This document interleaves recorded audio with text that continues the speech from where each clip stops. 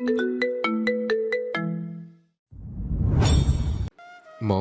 মাথা ব্যথা করছে। এখন মনে হয় মাথা ফেটে যাবে। আমি রুমে যাচ্ছি। যে শুয়ে থাক।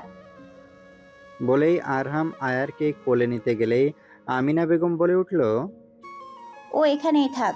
একবার ক্ষুধা লাগলে নুবা খাওয়ায়ে ঘুম পাড়িয়ে দিয়ে রুমে রেখে আসবে। তুই যে একটু ঘুমা। আরহাম মাথা নাড়িয়ে চলে গেল। নুবা আয়ারকে আমিনা বেগমের কাছে দিতে নিলেই বলে উঠল, ওকে তোর কাছে রাখ। কোনো ছেলের নজর তোর উপরে পড়বে না। কিছু হাঁটুর বয়সী জাউরা পোলাপাইন আছে বুঝলি। ওকে নিয়ে এক জায়গায় বসে থাক। আমি সামনেই আছি। প্রয়োজন হলে ডাক দিস। আর হ্যাঁ, আরশিকে পেলে আমাকে খবর দিবি। আজ ওর একদিন কি আমার একদিন। নুবা ঠোঁট চেপে মাথা নাড়ালো। আরশি কিছুটা গুঙিয়ে উঠল। রিহান আরশির ঠোঁট ছুঁয়ে বলল, Aren't you feeling comfortable, জান? আরশি কম্পিত কণ্ঠে বলল, ভয় হচ্ছে কেউ চলে আসবে। আমি তো আছি, কিসের ভয়? আরশি রিহানের পিঠ আঁকড়ে ধরল। বিড়বিড় করে বলল, অনেক হয়েছে, এবার বাইরে যাওয়া যাক। আমার তো হয়নি। আম্মু হয়তো বা খুঁজছে, আমাকে ঝাড়ু দিয়ে পেটাবে। আমি থাকলে না বলে দিবে। হাজবেন্ডকে সময় দিচ্ছিলে। যাতে ঝাড়ুর বাড়ি দুটো বেশিই পড়ে। রিহান ফিক করে হেসে আরশির বক্ষস্থলে দখল করে বলল, বেশি সময় নিব না। আই নো তোমার পেইন হচ্ছে। একটু একটু, কিন্তু ভালো লাগছে। রিহান মুস্কি হেসে আরশির বক্ষস্থলে নাক ঘষল। আরহাম অর্ধনগ্ন হয়ে শুয়ে আছে। একটু আগেই 2 গ্লাস মদ গিলে এসেছে। অবশ্য এটা তার জন্য খুবই কম। মজা করার জন্য হলুদের পার্টিতে অনেকেই প্ল্যান করে এগুলো নিয়ে আসছে, বিশেষ করে আরাফের বন্ধুগণ। আসার সময় ওখান থেকেই 2 গ্লাস মেরে এসেছে সে। নুবা আয়ারকে বুকের সাথে লাগিয়ে আরশিকে খুঁজতে লাগলো। একা একা যেমন ভয় করছে তেমন খারাপও লাগছে। নুবার ভাবনা চিন্তার ভেতরে ইয়াশ তার পালে এসে বসলো। বরাবরের মতো মুচকি হেসে বলল, হাই মিস ভূত, কেমন আছেন? নুবা চমকে পাশে তাকালো। ইয়াশকে দেখে ভুরু কুঁচকে বলল, আপনি এখানে কি করছেন? আপনাকে দেখে আসলাম, তা আরকে কোলে নিয়ে বসে আছেন কেন? ওর বাপ কোথায়? জানি না। জান তো, বিরক্ত করবেন না। আপনি মুখের ওপর বলে ফেললেন। এটা কি ঠিক কষ্ট পেলাম তো? ভাইয়া প্লিজ, অন্য মেয়ের পেছনে লাইন মারেন। বেশ চালাক তো আপনি, বুঝে গেলেন লাইন মারছি। হ্যাঁ, তা নয় তো কি? আরাফের পাশেই বসা বন্ধু বিড়বিড় করে বলে উঠল, কিরে ভাই, খাওয়ার জন্য যে মালটা পটিয়েছিলি ওটা কোথায়? আরাফ আশেপাশে নুবাকে খুঁজে চোখের ইশারায় বলল, এই যে 4 নম্বর লাইনের পাশে বাচ্চা কোলে বসে আছে যে। ছেলেটা সেই দিকে তাকিয়ে বিড়বিড় করে বলল, সুন্দর তো। তা খেয়েছিস নাকি এখনো ঝুলিয়ে রেখেছিস? মাদার ডিটেক্টর, অনেক চেষ্টা করেছি, বারবার কোনো না কোনোভাবে বেঁচে গেছে। আর তুই তো ভালো মতোই জানিস, জোর জবরদস্তি করা আমার নিয়মের ভিতরে পড়ে না। তবুও কয়েকবার করেছি, বেঁচে গেছে। তুই তো পারলি না। আমরা চেষ্টা করি। জুতা পেটা করব। ওর উপর আগে আমার হক, আমি পেলে তারপর তোদেরও দেব। এখন চুপ থাক, কেউ জানতে পারলে বদ্ধতার মুখোশ খুলে টুক করে নিচে পড়ে যাবে, বুঝলি? ইস, বন্ধু বিয়ে করে নিচ্ছে আর আমার এখনো সিঙ্গেল, বুঝছিস? আমিনা বেগম মেয়েকে খুঁজতে খুঁজতে বাড়ির ভেতরে এসে দেখলেন আরশির রুম ভিতর থেকে অফ। আমিনা বেগম দরজা ধাক্কা দিয়ে বললেন, আরশি, তুই কি রুমে? আরশি চমকে উঠল। আমিনা বেগম আবারও ডাকলো। আরশি। আরশি রিহানের মুখ চেপে ধরে নিজেকে স্বাভাবিক করে বলল। হ্যাঁ মা। আমিনা বেগম রেগে বলল, এই বান্দির বাচ্চা রুমে কি তোর? দরজা আটকে কি করছিস রুমে? আরশি শুকনো ঢোক গেলে বলল, আসলে মা লেহেঙ্গা নষ্ট হয়ে গেছে, সেটাই ঠিক করতে এসেছি। দরজা খুল, দেখি কি হয়েছে। আরশির শরীর তীর তীর করে কেঁপে উঠল।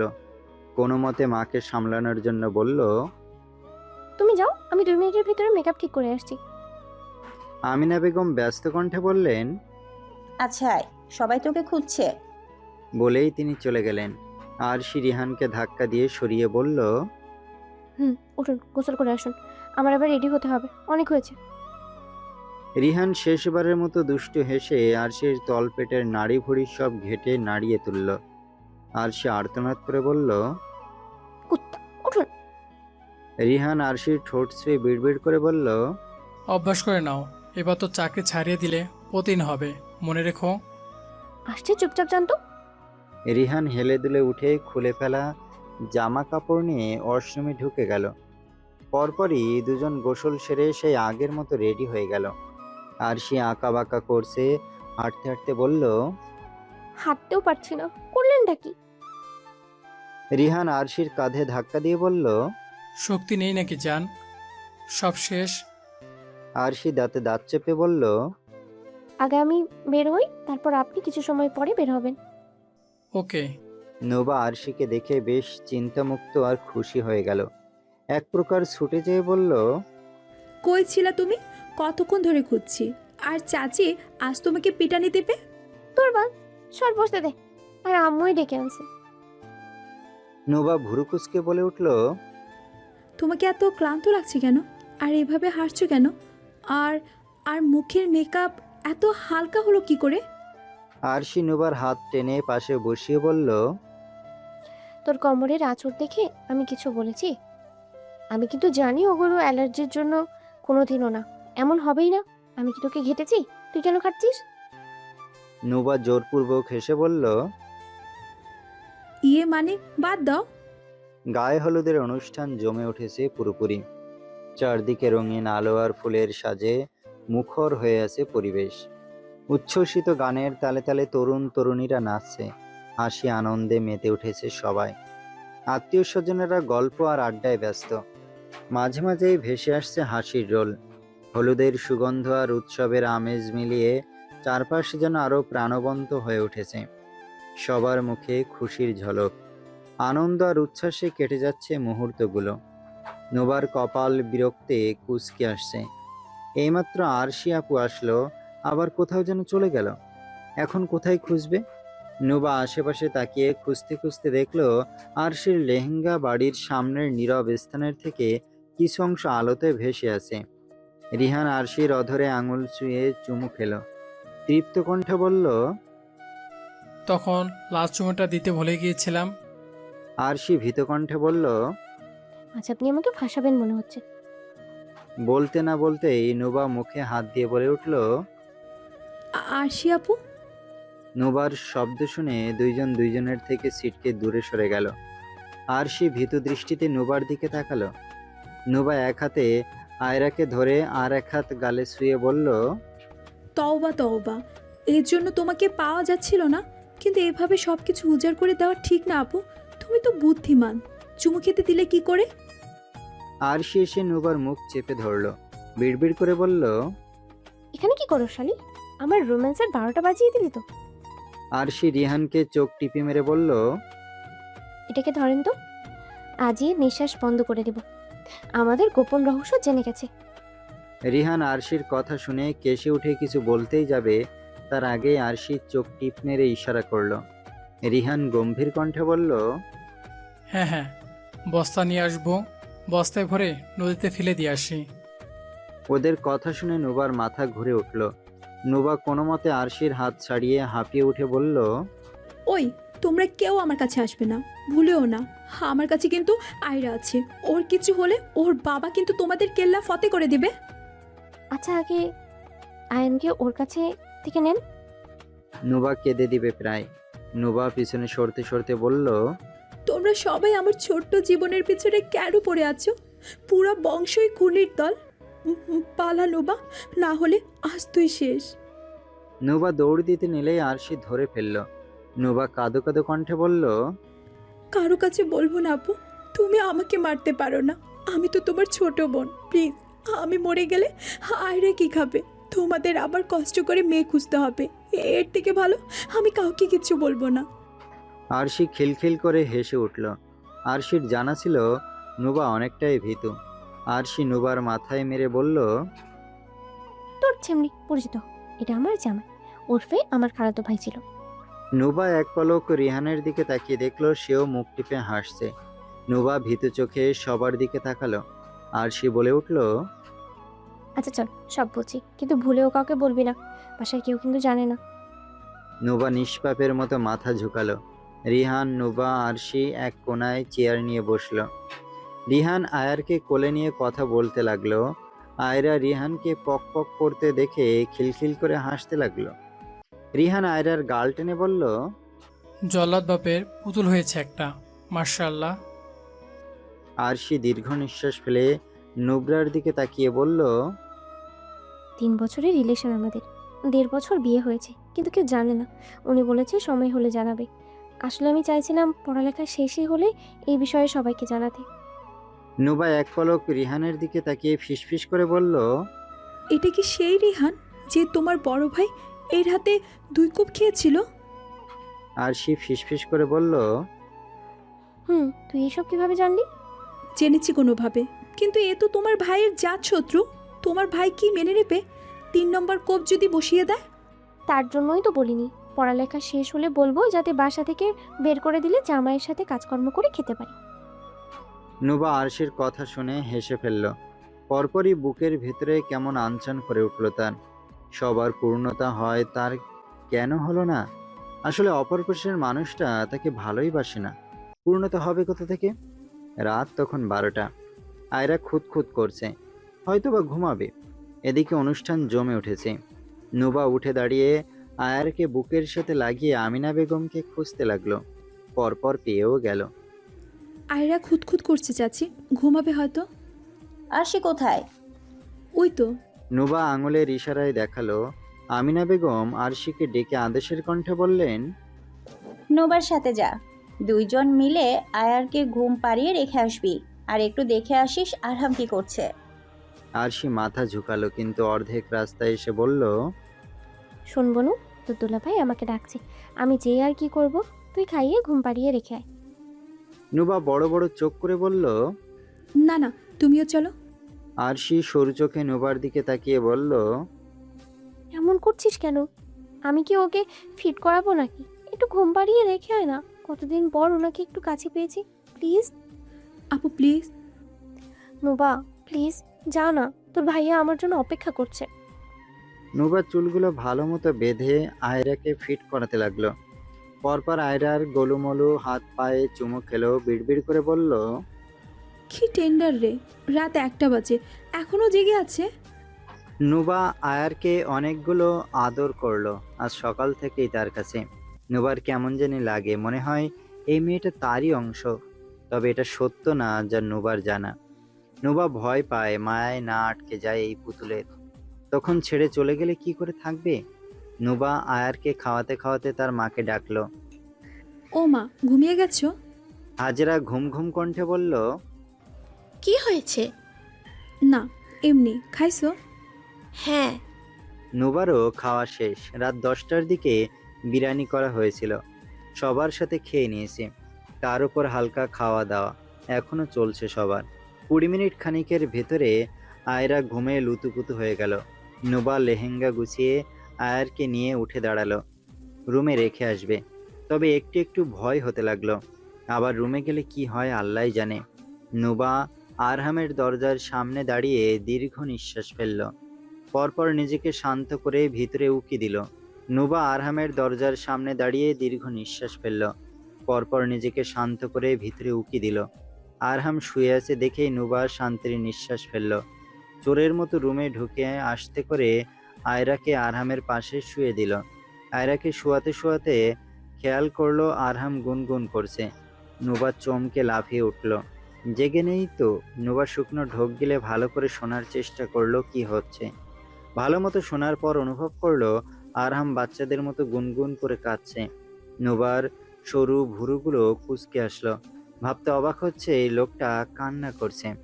আজব। তবে নুবা এবার ভুল করলো না। যাই হয়ে যাক, তার কি। নুবা রুম থেকে বের হয়ে যেতে লাগলো। তবে দরজার সামনে দাঁড়িয়ে আরেকবার আরহামের দিকে তাকালো। ভয় হলো নুবার কিছু হয়ে গেল না তো? যদি এমন কিছু হয় তবে সে কি করবে? তখন আফসোস হবে না তো যে কাজে এগিয়ে যেয়ে কি হয়েছে না দেখান? নুবা এগিয়ে যেয়ে কিছু সময় চেয়ে রইল। তখনই আরহাম বিড়বিড় করে বলে উঠল, নোবা। নুবার মুখ হা হয়ে গেল। একটা ফাল দিয়ে সে পিছিয়ে গেল। আরহাম আবারও ডাকলো। নোবা। নুবা শুকনো ঢোক গিলে বিড়বিড় করে বলল, হুম। আমি কি করছো এখানে? বাবুকে রাখতে এসেছিলাম। এখন যাই, আপনি ঘুমান। বলেই নুবা সরে যেতে চাইল। আরহাম ডেকে উঠল। এদিকে আসো। আরহামের এদিকে আসো ডাক শুনে নুবার কলিজা শুকিয়ে আসলো। আবার কি ঘটবে কে জানে। নুবা দাঁড়াতে চাইল না।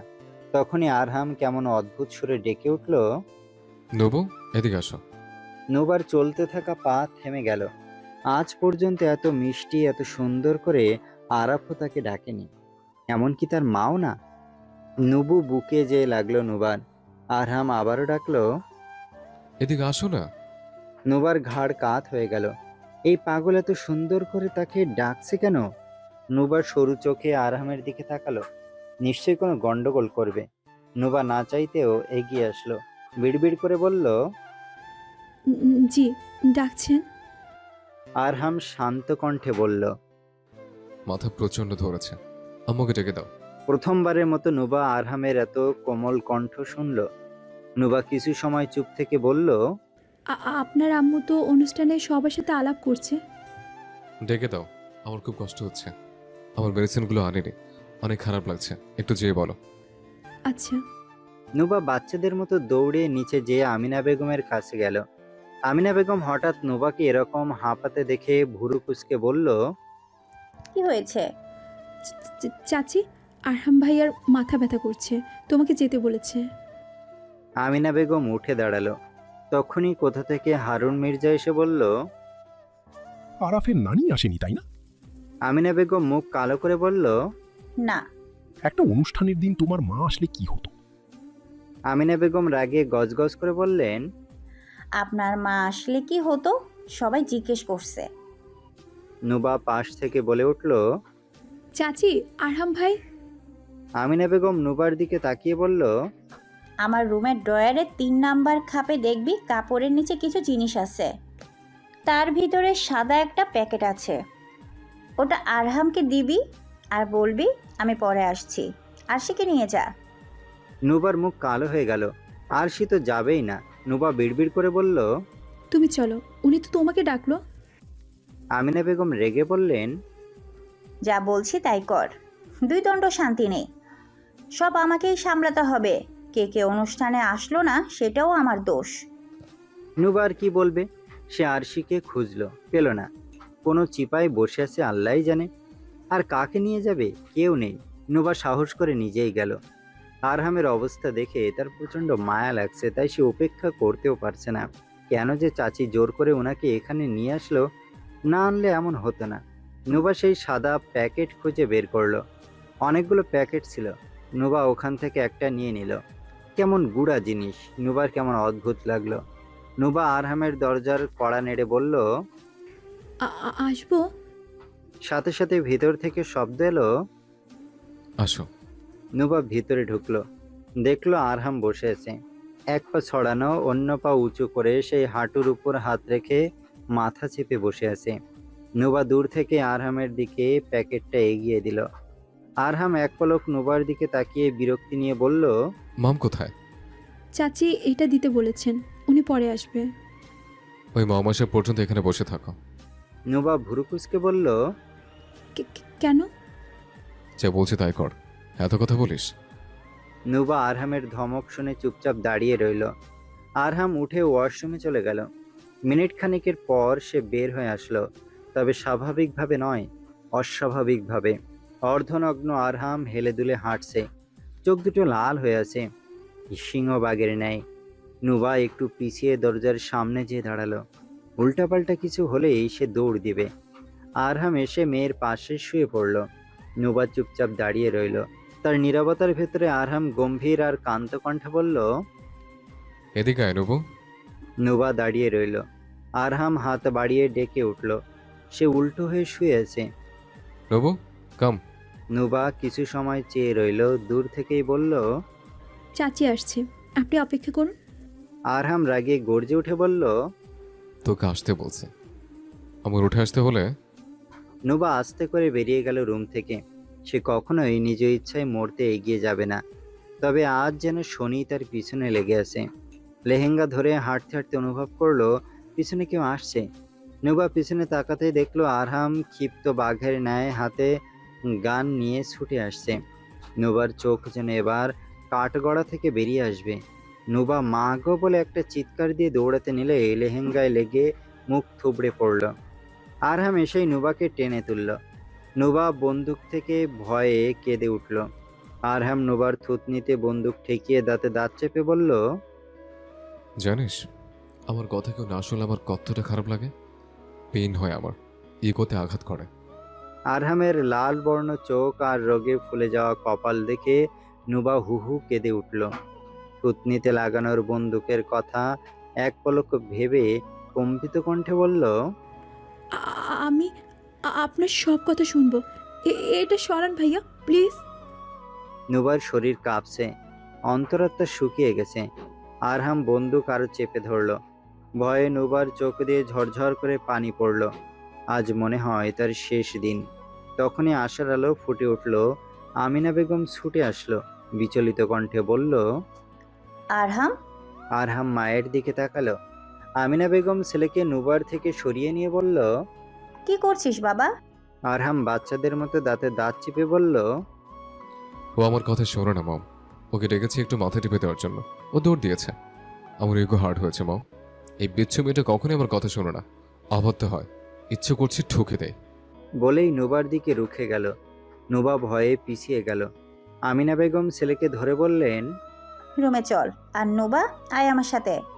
নুবা মাথা ঝুঁকিয়ে বলল, না না, আসতে বলছি। আরহাম বাচ্চাদের মতো মায়ের কোলে মাথা রেখে ঘুমাচ্ছে। আমিনা বেগম ছেলের মাথায় হাত বুলিয়ে দিচ্ছে। এদিকে নুবা চুপচাপ বিছানার এক কোনায় বসে আছে। আমিনা বেগম ছেলের মাথায় হাত বুলাতে বুলাতে বলল, দৌড় কেন দিয়েছিস? এত দৌড়াতে ইচ্ছে করে? নুবা বড় বড় চোখ করে বলল, উনি এমনভাবে ডেকেছে, আমি ভয় পেয়ে গেছি। কি করব? আমিনা বেগম দীর্ঘ নিঃশ্বাস ফেলে বলল, তোর চাচা কখনোই ওর কথা শোনেনি। ছেলেটাকে বুঝেও বাধ্য হয়ে না বুঝার ভান করেছে, যার কারণে ওর কথা কেউ না শুনলে ওর ঘাড়ের রক তেরা হয়ে রাগ জেদ চড়ে বসে। কোনো সময় সামনে পড়লে কিছু করতে বললে করে দিবি, না করলে নেক্সট টাইম আমিও বাঁচাতে পারবো না। নুবা মাথা ঝুঁকিয়ে বলল, তোমার ছেলের সামনে আর পড়বো না আমি। এটাই ভালো, তোকে নিয়ে চিন্তা হয়। এখন তো দেখছি তোর পেছনে পেছনে আমার ঘুরতে হবে। উনি তোমায় অনেক ভালোবাসে, তাই না চাচি? জানি না, হয়তোবা। আমার পাগল মানিকটা আমাকে মান্য করে। নুবা কিছু একটা ভেবে পরপরই বলে উঠল, একটু আগে ওনাকে যেটা দিলাম ওটা কি ছিল চাচি? উনি কি নেশা করে? এত কিছু জেনে তোর কি? যা বাহিরে যেয়ে অনুষ্ঠান এনজয় কর। আর তোর চাচাকে দেখলে বলবি হাসতে। আমার মানিকের জন্য কিছু ওষুধ আনতে হবে। বাচ্চাটা আমার না হলে মাথা ব্যথা আবারও শুরু হলে সারা রাত ছটফট করবে। আমারই দোষ ছিল, কেন যে জোর করে ওখানে নিলাম। রাত তখন 2:40 নাগাদ। অনুষ্ঠান জমে ক্ষীর, নাচানাচি বাড়ছে। এদিকে জামাইও মাঠে নেমেছে। মুরব্বীরা কেউ কেউ ঘুমাতে চলে গেছে। আর সেবার নুবার হাত ধরে টেনে নাচে অংশগ্রহণ করলো। আরাফ ভিতরে ভিতরে নুবার দিকে তাকিয়ে কুটিল হাসল। নুবা আরাফের শয়তানি হাসি দেখে দাঁতে দাঁত চেপে নিল। অতপর সব আবেগ, সব অতীতকে দাফন করে নুবা নাচের সাথে তাল মিলালো। এমনকি বড়রাও ছাড় গেল না। কিছু দুষ্টু মেয়ে আমিনা বেগম আর হারুন মির্জাকে টেনে নাচে সামিল করলো। যারা যারা ছিল সবাই গানের তালে একজোট হলো। দাদি নানিরা আরো বেশি দুষ্টামি করলো। এই সবাইকে থামানোর জন্য আরহামের একটা হুঙ্কারই যথেষ্ট ছিল। হঠাৎ এমন হওয়ায় সবাই পিছন ফিরে তাকিয়ে দেখলো আরহাম কান্নারত আয়ারকে নিয়ে দাঁড়িয়ে আছে। পায়ে জুতা নেই, তার গায়ে শার্ট নেই, শুধু পরনে একটা ট্রাউজার। সবাই অবাক হয়ে আরহামের দিকে তাকালো। আমিনা বেগম যেন এই ছেলেকে নিয়ে শান্তি পেল না। কি হয়েছে? বলেই তিনি ছেলের কাছে এগিয়ে গেলেন। আরহাম শান্ত কণ্ঠে বলল, কি খাওয়ি দিয়েছে ওকে? পেটে ভরেনি, ঘুম থেকে উঠে খুঁতখুত করছে। খুলতে তোমার নুবা, ডাকো ওকে। ওখানে অনুষ্ঠানের সমাপ্তি ঘটল। অতপর যে যার মতো দল ধরে মজা করা শুরু করলো। সকাল 11টার দিকে ঘুম থেকে উঠল নুবা। সারা রাত জেগে থেকে তার অবস্থা খারাপ হয়ে গেছে। আরহাম মেয়েকে কোলে নিয়ে রুমে হাঁটছে। এমন সময় আমিনা বেগম রুমে প্রবেশ করলো। বিছানার উপর কিছু ওষুধ রেখে বলল, তোর মাথা ব্যথার আর ঘুমের ওষুধ। ঘুমের ওষুধ ঘুম না আসলেই খাবি, আর আজ থেকে ওসব খাওয়া বন্ধ। বাচ্চাটার কথা ভাব। আরহাম শুধু মাথা ঝুঁকালো। আমিনা বেগম রেগে বললেন, শুধু মাথা ঝাঁকালেই হবে না আরহাম। প্রথম দিন নেশা করে মেয়েটাকে হাত পা বেঁধে পানিতে চুবিয়েছিস, কাল নেশা করে মেয়েটার গলায় বন্দুক ধরেছিস। তোর কারণে মেয়েটা ভয় পেয়ে আছে। সূত্রে যা। আরশি নুবাকে অনেকগুলো ড্রেস আর জুতা বের করে দিয়ে বলল, এগুলো সব নতুন, যেটা পছন্দ হয় উঠিয়ে নে, সাথে ম্যাচিং হিজাব চুড়ি আছে। আমি কেন যাব? আরশি ফাল দিয়ে বিছানা থেকে উঠে বলল, তুই যাবি না মানে? আব্বু তো ওকে সহই বরযাত্রী হিসেবে করেছে। নুবা বিছানার এক কোনায় বসে বলল, ইচ্ছে হচ্ছে না, খুব ক্লান্ত লাগছে। এখনো দেরি আছে, এত সময় রেস্ট নে। নুবা উঠে দাঁড়িয়ে বলল, আচ্ছা, গোসল করার আগে এসে ড্রেস নিয়ে যাব। বলেই নুবা ক্লান্ত শরীর নিয়ে রুমে চলে আসলো। কিন্তু রুমে এসে যেন বিপদে পড়ল। আরহাম বিছানায় বসে আছে। সকাল সকাল নুবা ভূত দেখার মতো চমকে উঠল। কাল রাতের কথা মনে করতেই সে শুকনো ঢোক গিলল। আরহাম উঠে দাঁড়ালো। নুবা একটু পিছিয়ে গেল। আরহাম শান্ত কণ্ঠে বলল, ভেতরে আসো।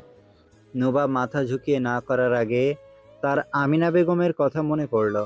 ওর কথার অবাধ্য হলে ও রেগে যায়। তাই নুবা ভদ্র হয়ে রুমে প্রবেশ করলো। আরহাম সাদা শার্টের হাতে গুটিয়ে বিছানায় কিছুর দিকে ইশারা করে বলল, দুটি ড্রেস আছে, তোমার জন্য এনেছি। নুবার মুখ ঝুলে গেল।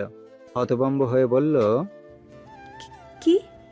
ড্রেস এনেছি যেটা আমার মেয়ে কমফোর্টেবল ফিল করবে। কালকে তোমার এই লেহেঙ্গা আর এই শরীরে রেশ হয়েছে, পুরো শরীর লাল হয়ে গিয়েছিল। নুবা হাঁ করা মুখটা ডুবিয়ে নিয়ে বলল, ও, এই জন্য?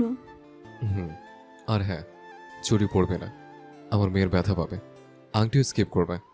এমন কিছু তোমার শরীরে রাখবে না যে আমার মেয়ের জন্য ক্ষতিকর। নুবা মাথা ঝুঁকালো।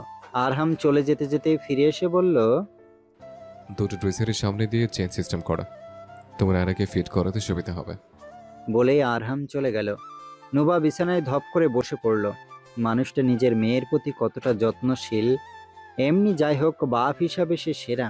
25টার মতো বাইক, 30টার মতো গাড়ি, এই পালপুরি নিয়ে মেয়ের বাড়িতে যাওয়া হবে। ভাবা যায় এত মানুষ। সকাল থেকে রেডি হওয়া শুরু হলো। নুবা আরহামের দেওয়া ড্রেস করে একটা ড্রেস পরে নিল। কোনো রকম সাজ দিল, একদম হালকা, এতেই যেন তাকে সুন্দর লাগছে। নুবা আয়ারকে আরশির বিছানায় শুয়ে দিল। আয়রা তৈরি, সিমসাম ড্রেস পরেছে, মাথায় একটা সুন্দর কাপড়ের তৈরি ব্যান্ড লাগানো। দাদি তার কপালে বড় করে একটা ফোঁটা দিয়ে দিয়েছে। নুবা আরশির থেকে ড্রেসের সাথে ম্যাচিং একটা হিজাব নিয়ে পরে নিল।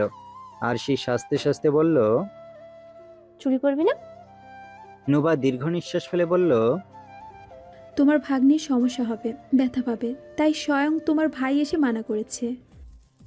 বাহ, ড্রেস কিনে দিল, আবার পরামর্শও দিয়ে গেল, ব্যাপার কি? সবই তার কলিজার টুকরো মেয়ের জন্য।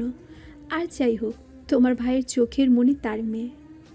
অবশ্য আরহাম বরযাত্রী যে যেত না, কিন্তু মায়ের কথাই যাচ্ছে। ছোট ভাইয়ের বিয়েতে বড় ভাই না থাকলে হয়? আরশি, নুবা, আয়রা, ইমা সামনের ড্রাইভার, আর আরহাম এক গাড়িতে। গাড়ি নিজের মতো চলছে। আয়রা আরহামের কোলে, সবাই নির্দিষ্ট সময়ে পৌঁছে গেল। আরহামকে বেশ লাগছে, শুধু বুট পরে। তবে নুবা না এবার তাকায়নি তার দিকে। আসার পর অনেক রিচুয়াল পালন করা হলো, জুতা লুকানো, খাওয়া দাওয়া, আরও অনেক কিছু। সব শেষে নুবা শুধু দীর্ঘ নিঃশ্বাস ফেলল। নুবার চোখে আফসোসের দাগ টানছে, শুধু একটা কারণেই, ইস, মেয়েটার জীবনটা নষ্ট হয়ে যাচ্ছে। একটা চরিত্রহীনেরকে স্বামী হিসাবে আপন করছে। নুবা সেদিকে চেয়ে রইল। কাজী বিয়ে পড়াচ্ছে।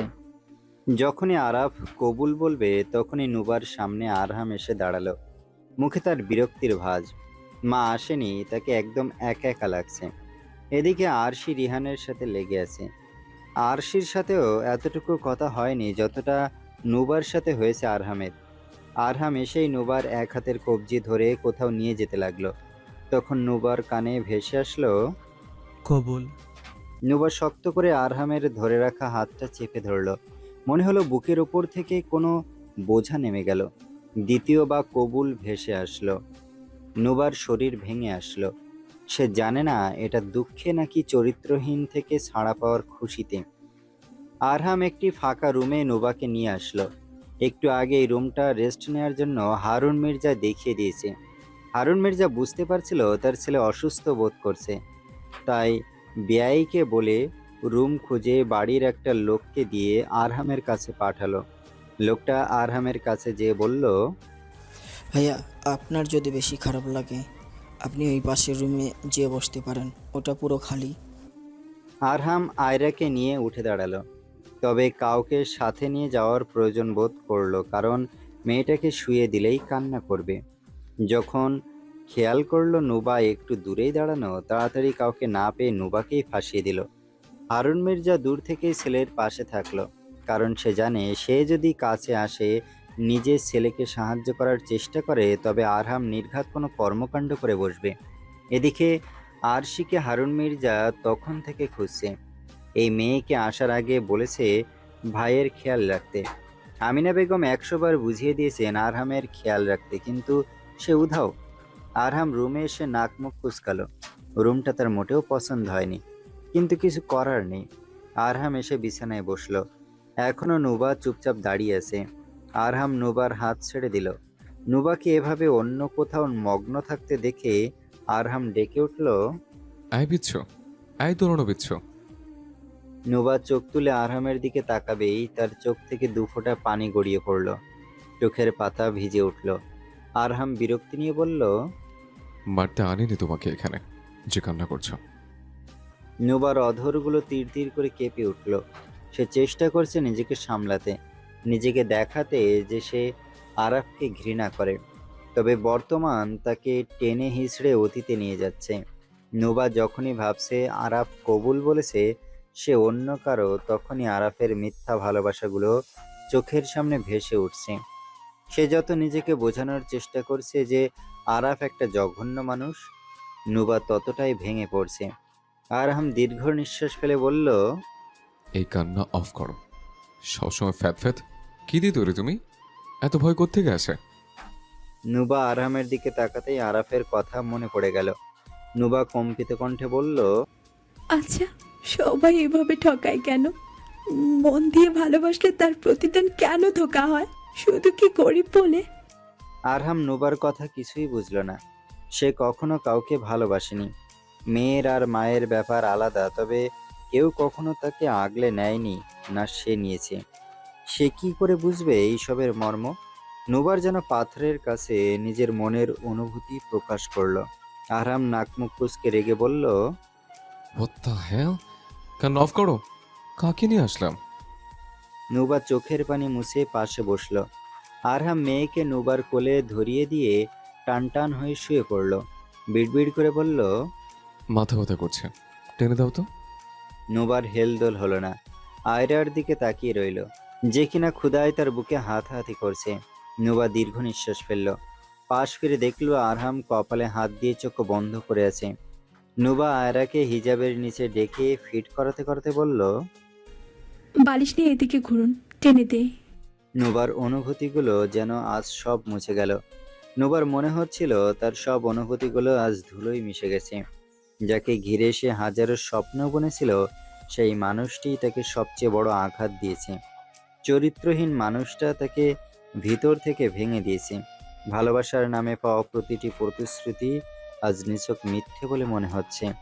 চোখের কোণে জমে থাকা অশ্রুগুলো বারবার গড়িয়ে পড়ছে, অথচ বুকের ব্যথা কমছে না। নিজেকে ভীষণ একা লাগছে। সব আশা ভেঙে গেছে। ভাঙা হৃদয়ের আর্তনাদ যেন নীরবে গিলে ফেলছে সে। আজ নুবার কাছে ভালোবাসা মানেই একরাশ অপূর্ণতা আর গভীর বিষাদ। নুবা হেরে গেল অভিনয়ের কাছে। তবু সে অতীতের আরাফকে ঘৃণা করতে পারল না। সে পারল না সেই সুন্দর মুহূর্তগুলোকে ভুলে থাকতে। আরহাম বালিশ নিয়ে ঘুরে নুবার দিকে মাথা দিয়ে চোখ বন্ধ করল। নুবা সুন্দর করে ঘুরে বসল। কম্পিত ডান হাতটা আরহামের মাথায় রাখল। আরহাম শান্ত কণ্ঠে আবদার করে বলল, কোলে মাথা রাখি। নুবা কেমন নীরবে বলল, আয়রা আছে। তাদের মুহূর্তটুকু দেখে মনে হলো গভীর বন্ধনে আবদ্ধ তারা। আসলে এমন কিছুই না। একজন লাগাম ছাড়া সবকিছু তার কাছে স্বাভাবিক। তার মন যা বলবে তাই করবে। আর একজন এক্সকে কবুল বলতে শুনে অর্ধ পাগল হয়ে গেছে। ওই টমা থেকে বের হতে পারছে না। সবকিছু কেমন ছন্ন ছাড়া লাগছে। এতদিন নিজেকে বেঁধে রাখলেও এবার নুবা বেশ ভেঙে পড়ল। না চাইলো না ভেঙে পড়তে, তবে নিজ অজান্তেই ভেঙে পড়ল। আরফ না ভালোবাসলেও সে বেসেছিল মন থেকে। নোবা আনমনে আরহামের মাথায় হাত বুলিয়ে চুল টেনে দিল। আরহামের বেশ ভালো লাগায় ঘুম ধরে গেল। নোবা মাথা নিচু করে আরহামের দিকে তাকালো, যে কিনা সোজা হয়ে বুকে হাত গুজে চোখ বন্ধ করে আছে। আরহামের চেহারাটা দেখতেই নুবার আরফের কথা মনে পড়ল। অধর দুটো কেঁপে উঠল, চোখের পাতা ভিজে উঠল। টুপ করে চোখের পানি আরহামের কপালে যেয়ে পড়ল। নুবা হাত দিয়ে চোখের পানিটুকু মুছতে দিল। পরপরই আরহামকে ভুল করে আরফ ভেঙে নুবা মুচকি হাসল, বিড়বিড় করে বলল, আমাদের এরকম একটা টেনাটনি সংসার হতে পারত। তবে হলো না তার সংসার। স্বপ্নগুলো এক নিমিষেই ভেঙে গেল। নুবার তৃষ্ণাত্ম চোখ দুটো আরহামের দিকে তাকিয়ে রইল। মনে হলো একটু গালে হাত বুলিয়ে দিতে, তবে পারল না সে। নুবা আরহামের সিল্কি চুলগুলো আস্তে আস্তে টেনে দিল। তার মাথার ভেতরে ঘেমে গেছে। নুবার ভাবনার ভেতরে কেউ কম্পিত কণ্ঠে বলল, খেলো তোমরা। নুবার হুঁশ ফিরে আসলো। পরপরই নিজের অবস্থান বুঝতে পেরে নিজেই চমকে উঠল সে। আয়রা কোলের ভেতরে, আরহাম বালিশ নিয়ে নুবার সামনে মাথা রেখে শুয়ে আছে। নুবা মুখ দিয়ে ফুস করে নিঃশ্বাস ফেলে আশেপাশে তাকালো। নজরে পড়ল একজন বুড়ি হাতে লাঠি নিয়ে এদিকেই আসছে। বুড়ি আবারও বলে উঠল, তোমরা কেডা? নুবা তাড়াতাড়ি আরহামের মাথা থেকে হাত সরিয়ে নিল। আরহাম বিরক্তকে মনে মনে চ উচ্চারণ করল। নুবা সরে বসতে চাইলেও তবে পারল না। বাপ মেয়ে এমনভাবে নুবার সামনে একজন পলো একজন ডোলে বসে আছে, সরা মুশকিল। নুবা দীর্ঘ নিঃশ্বাস ফেলে বলল, ছেলের পক্ষ থেকে দাদি। বুড়ি দাবি কম্পিত কণ্ঠে বলল, ও, আমি একটু জিরাইতে আইছিলাম, বুঝছো? কিন্তু তুমগো সমস্যা হইব, তোমরা থাকো। নুবা বিচলিত কণ্ঠে বলল, না না, আপনি বসুন, সমস্যা নেই। না থাক। আরে দাদি আসুন। বুড়ি দাদি একগাল হেসে বিছানার এক কোনায় বসলো। নুবা বুঝতে পারল না কি করবে। সে আরহামের মাথা টেনে দিলেও এখন কেমন অস্থির লাগছে। আজ পর্যন্ত সে কখনো আরফের মাথায় এভাবে হাত বুলায়নি। সেখানে আরহাম নিছক অস্থিরতা ব্যতীত কিছুই নয়। এর ভেতরে আবার কোলের ভেতরে বিছুটি পাতা চকচক শব্দ তুলছে। কি একটা অবস্থা!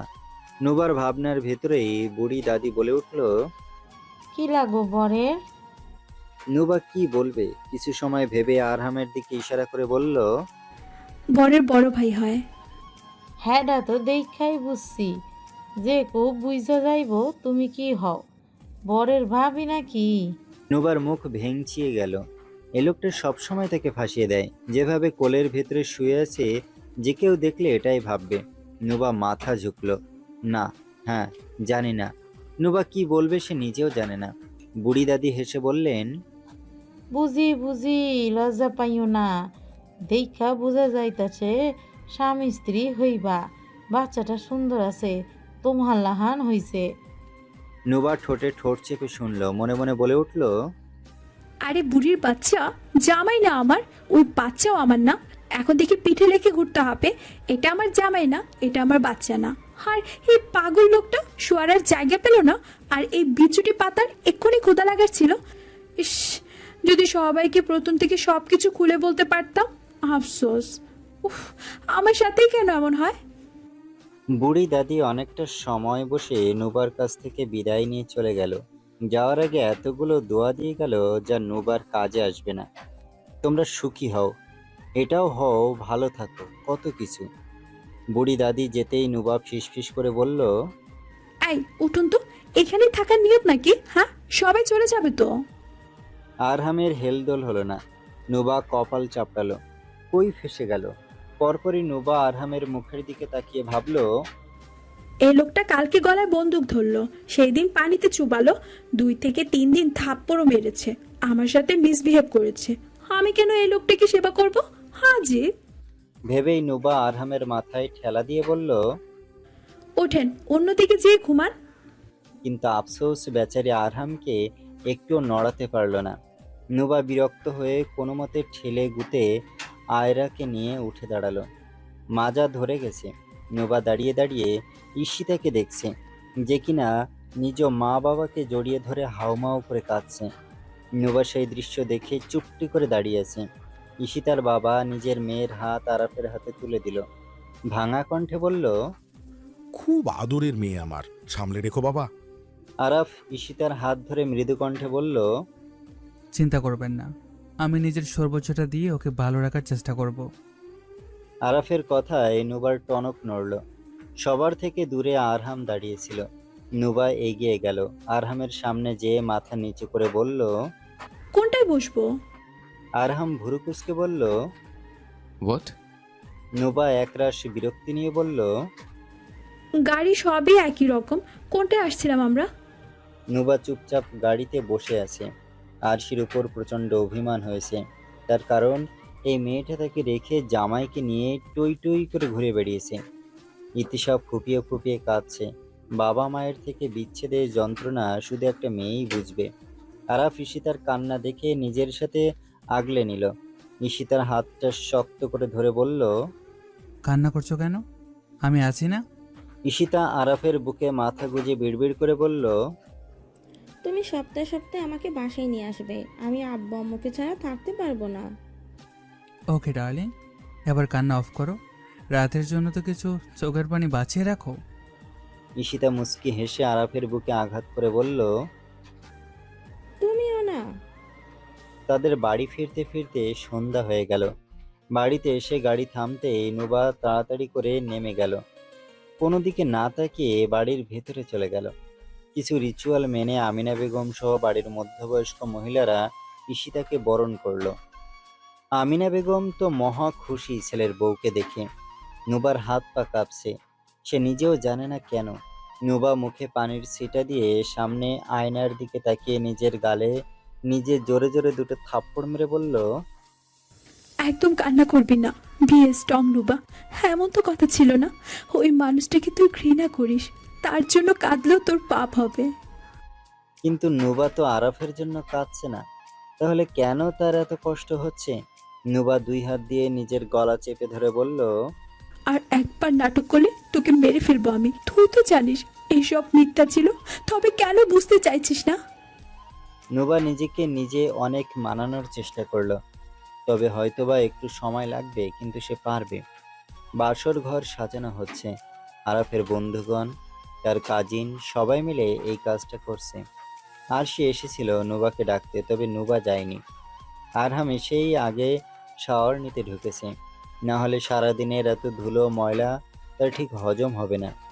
আরহাম শাওয়ার নিয়ে এসে দেখলো আয়রা উপরের দিকে তাকিয়ে হাত পা নেমে হাসছে, মুখ দিয়ে শব্দ করলো।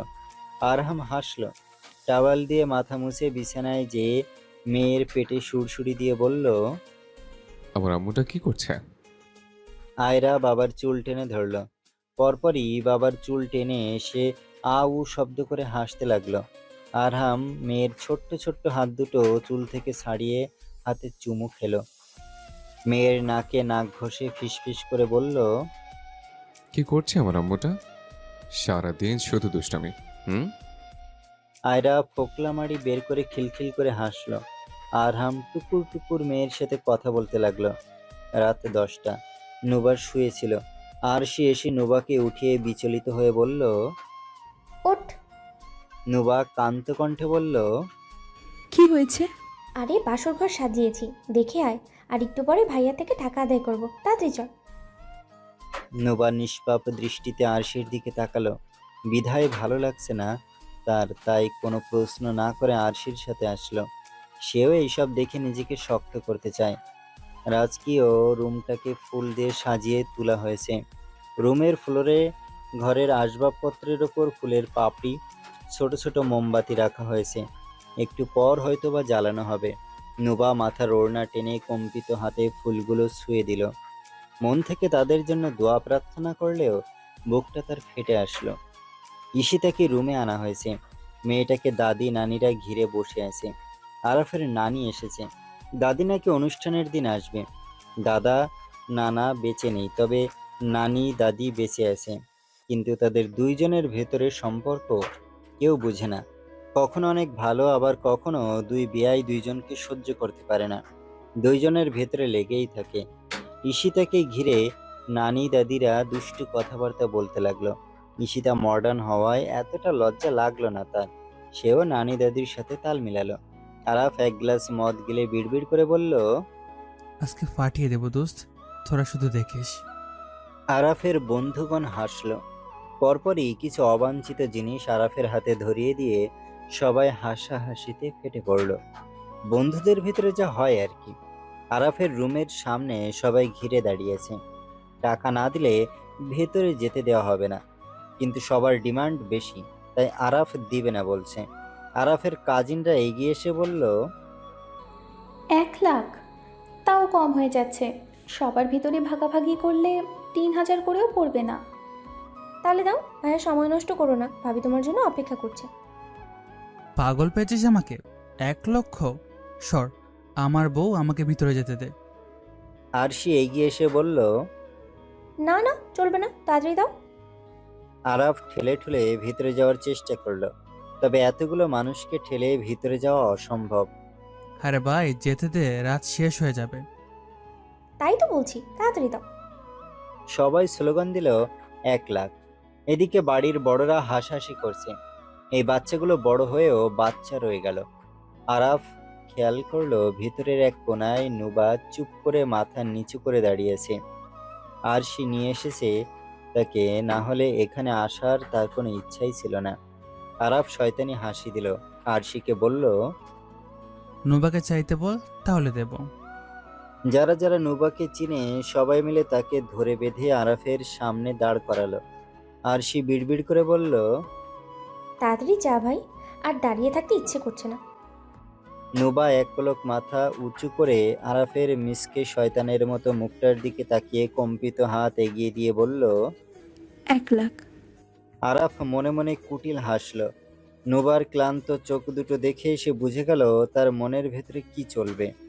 নুবাকে আরো জ্বালানোর জন্য বলে উঠল, শুনিনি, জুড়ে বল। নুবা হাত মুঠো বদ্ধ করে বলল, আপনি যদি ভেতরে যেতে চান তাহলে 2 লাখ দিতে হবে। আরাফ ভুরু কুঁচকে বলল, একটু আগে তো 1 লক্ষ বললি। আপনি তো বললেন, শুনেননি? আর সময় যত যাবে তত টাকার পরিমাণ বাড়বে। যদি না দেই? নুবার ঠোঁট হেলিয়ে হাসলো, 2 হাত বুকে গুজে হাস্যোজ্জ্বল চোখে আরাফের দিকে তাকালো। আরাফ ভুরু কুঁচকে নিল। একটু আগে দহনে পুড়ছিল, এখন আবার চোখ মুখে অন্যরকম ঝাঁজ। সবাই কষ্ট করে বাসর সাজিয়েছে, দিতে তো হবে, না হলে ভিতরে যাওয়া ভুলে যান। আপনার বউ অপেক্ষা করতেই থাকুক। আরাফ নিজের ডেবিট কার্ড নুবার হাতে ধরিয়ে দিয়ে তার কাছে এগিয়ে যেয়ে বিড়বিড় করে বলল, 37। কোড বলতে আরাফ ফোঁস করে নিঃশ্বাস ফেলল, যা নুবার কানে যে স্পর্শ করলো। নুবা সরে যেতে চাইলে আরাফ মুচকি হেসে বলল, ইস, আফসোস তুই পেলি না আমাকে, আর লোভে পড়ে 2 লাখের বেশি উঠাবি না। নুবা সরে দাঁড়িয়ে বলল, সুখী হন, আবর্জনা আমার লাগবে না। অল দ্য বেস্ট আরাফ ভাই। সবাই সরে গেল। আরাফ এক পলক নুবার দিকে তাকিয়ে কুটিল হেসে ভিতরে চলে গেল। সবাই নুবার দিকে তাকিয়ে সন্দেহ করে বলল, কানে কানে কি বললো রে? টাকা উঠাবো, কোট লাগবে না? সেটাই। নুবা কোড আর কার্ডটা আরশির হাতে ধরিয়ে চলে গেল। বাড়িতে 6 কার্টুনের মতো কোনো আইসক্রিম আনা হয়েছে, সবাইকে দেওয়া হচ্ছে। এমন একটা সময় আইসক্রিম না আনা হলে হয়? নুবা একটা আইসক্রিম নিয়ে দীর্ঘ নিঃশ্বাস ফেলল। নিজেকে বুঝালো সব শেষ। রাত যখন 1:30, তখনও বাড়ির কেউ ঘুমায়নি। সবাই অনেক দিন পর একসাথে হওয়ায় গল্পে মেতে আছে। এইসবের ভেতরে সব থেকে খুশি আমিনা বেগম। অনেকদিন পর সবাই একজোট হয়েছে। নুবা আয়রাকে ফিট করাচ্ছে আর তার পিঠে হাত বুলিয়ে ঘুম পাড়ানোর চেষ্টা চালাচ্ছে। তার চেষ্টায় সে সফল হলো, আয়রা ঘুমিয়ে গেল। নুবা আয়রাকে দিয়ে আসার জন্য আমিনা বেগমকে খুঁজল, তবে সে গল্পে ব্যস্ত। নুবার বিরক্ত করতে ইচ্ছে হলো না। নিজের সর্বোচ্চটা মাকে বলে আয়রাকে দিয়ে আসতে চলে গেল। করিডোর দিয়ে আরাফের রুম পার করার সময় মন বলল, একটু চেয়ে দেখ। নুবা বুকে পাথর রেখে সরে গেল। আরহামের রুমের সামনে যেয়ে টোকা দিল। আরহাম ভিতরে আসতে বলল। নুবা আয়রাকে নিয়ে ভিতরে গেল। সুন্দর করে তাকে শুয়ে দিয়ে চলে আসতে নিল, তখনই বরাবরের মতো আরহাম বাধা দিয়ে বলল, ওষুধ আর খাওয়া দাওয়া ঠিক মতো করো না তুমি। কাল থেকে মেয়ের আমার পেট ভরছে না, ঘুমের ভিতরে মুখ নাড়ে, কান্না করে। নুবা দীর্ঘ নিঃশ্বাস ফেলে বলল, হয়তো বা, তবে খেয়াল রাখবো। খাওয়া দাওয়া ভালো মতো করো। নুবা উত্তর না দিয়ে রুম থেকে বের হয়ে আসলো। পরপর আরাফের রুম পার করার সময় বাইরে থেকে ফিসফিস শব্দ শোনা গেল। নুবা চলে যেতে চাইলেও তার পা থমকে গেল। ভেতর থেকে তাদের সুখময় সময়ের কিছু শব্দ ভেসে আসছে।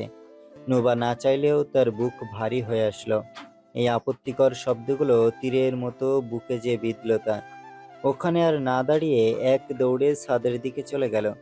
ঈশিতা উত্তেজিত কণ্ঠে বলল, তুমি এত বিচলিত হচ্ছ কেন? আস্তে, আমি পালিয়ে যাচ্ছি না। আরাফ ঈশিতার গলায় নাক ঘষে বলল, তুমি এত হট, কি করব? নিজেকে সামলাতে পারছি না। হইছে, কুল আছি আমি। সারা রাত পড়ে আছে, নিমন্ত্রণ রাখো। এত বেপরোয়া হলে হবে? ছাদে কেউ নেই, সবাই এখন লিভিং রুমে। কেউ বা বাগানের আশেপাশে প্রেম করছে, যেমন আরশি আর রিহান। তবে ছাদে তালা দেওয়া থাকায় কেউ আসেনি। চাবি দরজার পাশের টপের নিচে রাখা হয়। এটা বাড়ির মানুষ ব্যতীত হয়তোবা কেউ জানে না, তাই কেউ আসেনি। নুবা ছাদের এক কোণে দাঁড়িয়ে নিঃশব্দে রাতের আকাশের দিকে তাকিয়ে রইল। চাঁদের মেলান আলো যেন আজ তার বুকের জমে থাকা কষ্টগুলো আরো স্পষ্ট করে দিচ্ছে।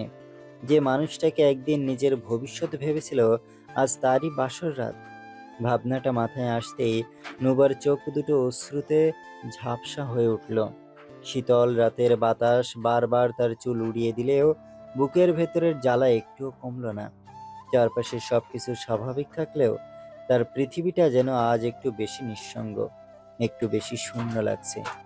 আকাশের অসংখ্য তারার মাঝে হারিয়ে গিয়ে সে শুধু নিজের ভাঙা অনুভূতিগুলোকে সামলানোর চেষ্টা করে গেল। সে পারল না আরফের মিথ্যা ভালোবাসাকে ঘৃণা করতে। হ্যাঁ, সে আরফকে ঘৃণা করে, তবে তার সুন্দর অতীতকে না। মিথ্যা হলেও তো অনেক সুখ পেয়েছে, ভালো থেকেছে, থাকুক কিছু মিথ্যা সত্য হয়ে। নুবা আকাশ পানে তাকিয়ে মুচকি হেসে গুনগুন করে গেয়ে উঠল। নুবা আস্তে করেই ওখানে রেলিংয়ে পিঠ লাগিয়ে বসে পড়ল। পরপর বিড়বিড় করে দুই কলি গেয়ে উঠল, তুমি অন্য কারো সঙ্গে বেদখর। নতুন এক সকালের আলো জানালার ফাঁক গলে ঘরে ঢুকছে। বুক ভরা অনিশ্চয়তা নিয়ে শুরু হলো নতুন একটি দিন। সে জানে না সামনে কি অপেক্ষা করছে, কিংবা সবকিছু আগের মতো ঠিক হবে কিনা। তবুও হার মানতে রাজি নয় সে। ভাঙা স্বপ্নগুলো আবার জোড়া লাগানোর চেষ্টা করতে চায়। চোখের কোণে জমে থাকা কষ্ট লুকিয়ে নতুন করে বাঁচার সাহস খুঁজছে নুবা। কারণ সে বিশ্বাস করতে চায় প্রতিটি অন্ধকার রাতের পর একদিন সুন্দর সকাল আসবেই। সকালে ঘুম থেকে উঠতে না উঠতেই আয়রের দেখা মিলল। নুবার মুখে মুচকি হাসি ফুটে উঠল। নুবা আয়রাকে কোলে নিয়ে তার কপালে ঠোঁট ছুঁয়ে বলল, সকাল সকাল চলে এসেছেন, একটু ঘুমানো যায় না? আয়রা মুখে আঙুল ঢুকিয়ে হাসল। নুবা আয়রার হাত মুখ থেকে সরিয়ে হেসে বলল, পচামে শুধু হাত মুখে দেয়। বেশিরভাগ মেহমান চলে গেছে, তবে যারা ঘনিষ্ঠ তারা অনুষ্ঠান শেষে হওয়া পর্যন্ত থাকবে। যেমন মেহেরিমারা, রিহানরা, ইমা, মামা, চাচা। সকাল সকাল ডাইনিং টেবিলে জমজমাট খাবার পরিবেশন করা হলো। এক এক করে সবাই খেয়ে উঠছে। নুবা দুটো খেয়ে ওষুধ খেয়ে নিল, না হলে বাচ্চাটার কষ্ট হবে। সকাল সকাল ঈশিতা শাওয়ার নিয়ে বের হলো। আরাফ এখনো ঘুমাচ্ছে। রাতের মিটিংয়ের পরে সে বেশ ক্লান্ত। ঈশিতা আরবকে মৃদু ধাক্কা দিয়ে ডাক দিল, ওঠো, আর কত ঘুমাবে? ক্ষুধা লাগছে তো। আর একটু ঘুমাতে দাও। না, আগে ওঠো তো। আমিনা বেগম আরহামের রুমে নাস্তা নিয়ে গেলেন। আরহাম তখনও শুয়ে আছে। আমিনা বেগম পাশে নাস্তা রেখে বললেন, উঠে খেয়ে নে। হুম রাতে কি আর মাথা ব্যথা হয়েছে? হুম আমিনা বেগম ছেলের মাথায় হাত বুলিয়ে বললেন, আচ্ছা ওঠ।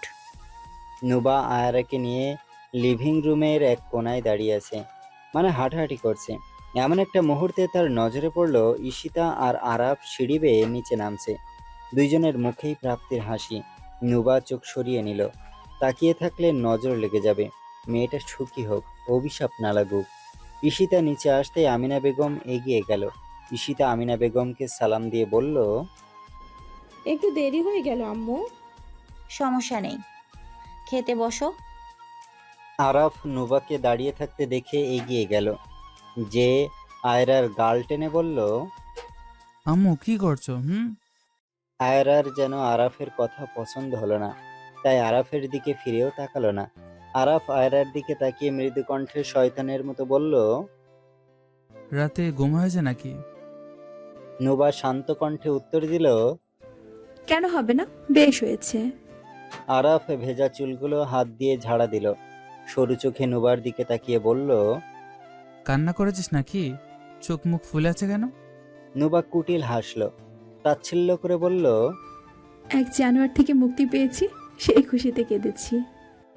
তাই নাকি? ইস, হাতছাড়া করে ফেললি। আমি অলরেডি আমার বউয়ের হয়ে গেছি, রাতটা মনে রাখার মতো। বিশ্বাস কর, আমার বউটা এত রোমান্টিক, তোর মতো এত বেদানা। নুবা মুখ দিয়ে সি উচ্চারণ করলো। নিজেদের ব্যক্তিগত গোপনীয়তা অন্যের কাছে ফাঁস করেন, লজ্জা লাগে না? না তো, তুই আমার পর কেউ নাকি? নুবার শরীর জ্বলে উঠল, রাগে চোখের কোণায় পানি জমল। মুখে মুচকি হাসি ফুটিয়ে বলল, একদিন আপনিও বুঝবেন ধোঁকা দেওয়ার পরিণতি ঠিক কতটা গভীর হয়। প্রকৃতির নিয়ম বড়ই অদ্ভুত, যা দেন একদিন না একদিন তা ফিরে আসে। মানুষের চোখ এড়ানো যায়, কিন্তু সময়ের বিচার এড়ানো যায় না। তাই আজ যে কষ্টের কারণ, কাল সেই হয়তো সেই কষ্টের অর্থ বুঝবে। আরাফ নুবার কথায় ঠোঁট হেলিয়ে হেসে বলল, অভিশাপ দিচ্ছিস? কিন্তু শকুনের দোয়ায় গরু মরে না রে নুবা। নুবা কিছু সময় চুপ থেকে বিষাক্ত কণ্ঠে শুধালো, আল্লাহর কাছে দোয়া করি আপনি একজন মেয়ে সন্তানের বাবা হন, আর আপনার সেই মেয়ে যাতে আপনার মতো কোনো চরিত্রহীন মানুষের প্রেমে পড়ে, যে সেই দিন আপনি আপনার অনুভূতির গভীরতা বুঝতে পারবেন, যে বিশ্বাস ভেঙে গেলে তার ব্যথা কতটা তীব্র সেটা উপলব্ধি করতে পারবেন। হয়তো তখন বুঝবেন অবহেলা আর প্রতারণার ক্ষত কতটা গভীর হয়। কারো চোখের জলকে ছোট করে দেখা যায় না, কারণ সময় একদিন সব অনুভূতির হিসাব মেলায়। সেই দিন হয়তো আমার নীরব কষ্টের অর্থটাও আপনার কাছে স্পষ্ট হয়ে উঠবে। আরাফের হাত মুঠোবদ্ধ হয়ে আসে। আশেপাশে কেউ না থাকলে নিশ্চয়ই নুবাকে ঠাস করে একটা চড় মেরে দিত। কথাটা বেশ লেগেছে তার গায়ে। এমন সময় আমিনা বেগম ডাইনিং রুম থেকে আরাফকে ডেকে উঠল। আরাফ, কিরে নাস্তা করবি না নাকি? আরাফ নুবাকে চোখ দিয়ে শাসিয়ে বিড়বিড় করে বলে উঠল, তোর এই তেজ তোকে আমার বিছানা পর্যন্ত নিয়ে যাবে, মাইন্ড ইট। সেদিন দেখাবো তোর শরীরের কত তেজ। নুবা ঝেড়ে কাশল, চোখ মুখে ঘৃণার আবরণ ফুটিয়ে বলল, ছি। আরাফ চলে গেল। নুবা বিড়বিড় করে বলল, বউটার কপাল পুড়ল, ছি। বলেই নুবা আয়রাকে নিয়ে রুমের দিকে চলে গেল। সিঁড়ির আড়ালে দুইজন ব্যক্তি নীরবে দাঁড়িয়ে রইল।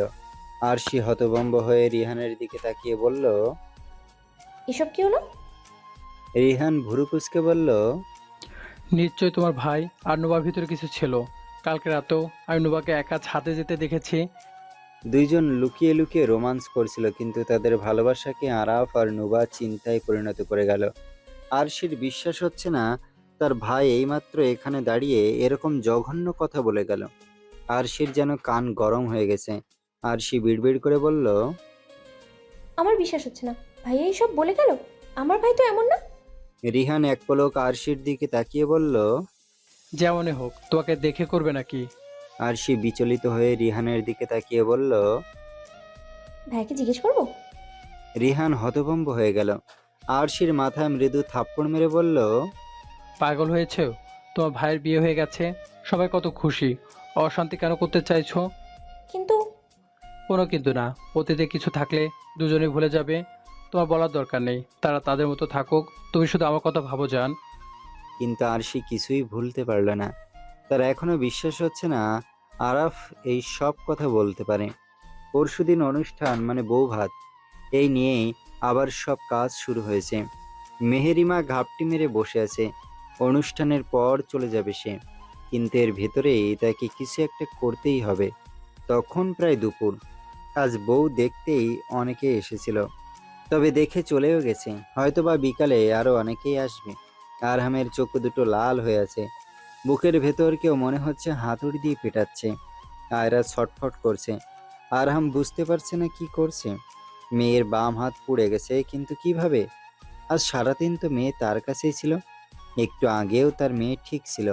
মেয়েকে ঘুম পাড়িয়ে বারান্দায় যেয়ে কারোর সাথে কিছু জরুরি কথা বলছিল। তার ভেতরে হঠাৎ মেয়ের আর্তনাদ ভেসে উঠল। আরহাম প্রথমে খেয়াল করলো না, তবে তখন খেয়াল করলো, তখন রুমে ছুটে আসলো। এসে দেখলো আয়রা ঝড় করে কাঁদছে, যেন ব্যথায় তার বুক ফেটে যাচ্ছে। পরপর আরহাম যখন মেয়ের সমস্যা খুঁজতে ব্যস্ত, তখন চোখে পড়লো মেয়ের হাত পুড়ে আছে, লাল হয়ে আছে। দেখেই বোঝা যাচ্ছে এইমাত্র কেউ করেছে। আরহাম ছুটে রুমের বাইরে গেল, কিন্তু কাউকে পেল না।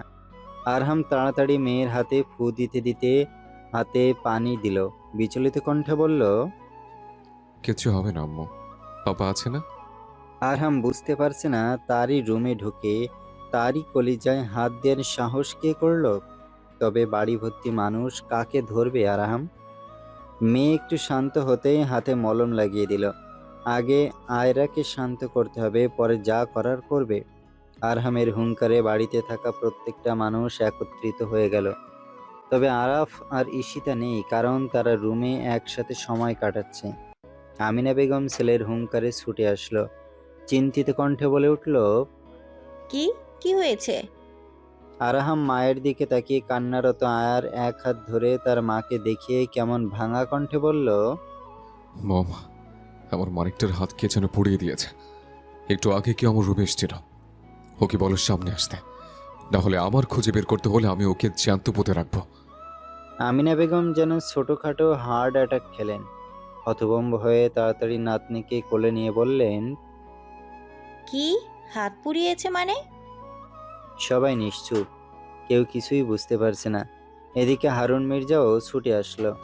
নাতনির কথা শুনে তার বুকটা মোচড় দিয়ে উঠল। মেয়ের এই অবস্থা দেখে আরাহাম যেন প্রায় পাগল হয়ে যাচ্ছে। মনে হচ্ছে এক টুকরো চাঁদে গায়ে একটা কালো দাগ বসিয়ে দেওয়ার চেষ্টা করেছে। আমিনা বেগম কম্পিত হাতে নাতনির ছোট্ট হাতখানা ধরে কাতর কণ্ঠে বললেন, এসব কে করবে, আর কেনই বা করবে? আরহাম এক হাত দিয়ে নিজের মাথার চুল খামচে ধরল। মনে হচ্ছে তার ভিতরে আগুন ধরিয়ে দেওয়া হয়েছে, সে জ্বলে পুড়ে ছারখার হয়ে যাচ্ছে। আরহাম সরু দৃষ্টিতে সবার দিকে তাকালো, কিন্তু না, কারো চোখে অপরাধের ভীতু ভাব দেখা যাচ্ছে না। আরহাম হঠাৎ গর্জে উঠল, বাড়ির সবাইকে এক করো, একটা মানুষও যাতে বাড়ি থেকে বের না হতে পারে। প্রত্যেকটা মানুষকে ডাকো। হারুন মির্জা এগিয়ে এসে প্রথমবারের মতো নাতনিকে কোলে নিয়ে তার হাত পরখ করলেন। হারুন মির্জার শরীর জ্বলে উঠল। কে এই অমানুষের মতো কাজ করেছে? তার কি কলিজা কাঁপল না? আমিনা বেগম ছেলেকে শান্ত করার জন্য বললেন, শান্ত হ বাবা, কার সাহস হবে এগুলো করার? আর তোর রুমেই বা কে যাবে? আরহাম উত্তেজিত হয়ে বলল, একটু আগে কেউ আমার রুমে গিয়েছিল, আমি 100% শিওর। ওই শুয়োরকে সামনে আসতে বলো, নাহলে আমি সবকিছু জ্বালিয়ে দেব। তারপর বুঝবে শরীরের চামড়া পড়লে কেমন লাগে। চিল্লাচিল্লিতে নুবাও ছুটে আসলো। মাথায় ওড়না টেনে এগিয়ে এসে বিচলিত কণ্ঠে বলল, কি হয়েছে চাচি? আমিনা কাতর কণ্ঠে শুধালেন, আয়রার হাত কে যেন পুড়িয়ে দিয়েছে। নুবা যেন আকাশ থেকে পড়ল, বুকটা স্যাঁত করে উঠল তার। হতভম্ব হয়ে বলল, কি? নুবা তাড়াতাড়ি যেয়ে হারুন মির্জার কাছ থেকে আয়রাকে কোলে নিল।